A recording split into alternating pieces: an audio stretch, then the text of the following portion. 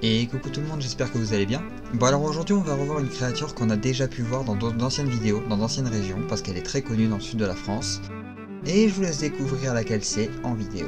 Allez, c'est parti.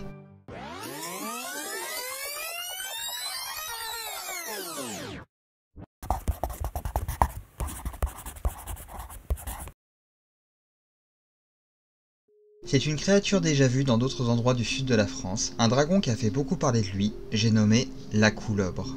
Une bête qui, dans cette histoire, prend des allures de serpent géant. Car c'est dans son nom que l'on peut trouver la meilleure des descriptions après tout.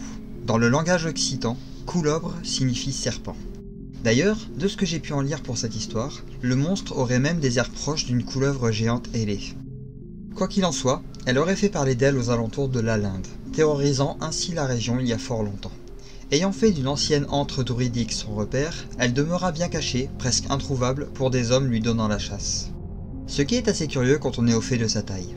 En effet, le monstre est si grand que lorsque sa tête atteint la rivière pour y boire, sa queue, elle, demeure encore au sommet de la falaise qui la surplombe.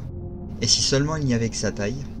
L'animal était si puissant que le simple fait de s'abreuver dans un cours d'eau faisait se déplacer les plus gros rochers dans celui-ci, que ce soit autant en amont qu'en aval. La légende lui attribue même la formation du passage de la Gratius à cause de cela. Autant admettre qu'il valait mieux pas que les chasseurs la trouvent au final, non?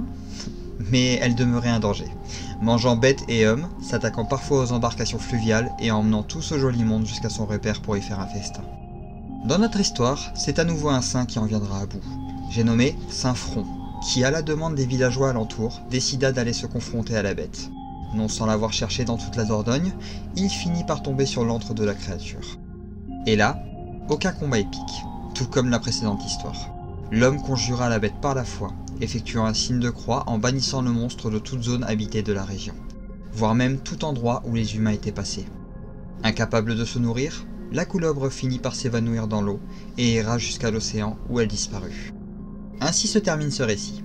Court, j'en conviens, mais avec une description plus précise de la créature assez emblématique dans le Midi.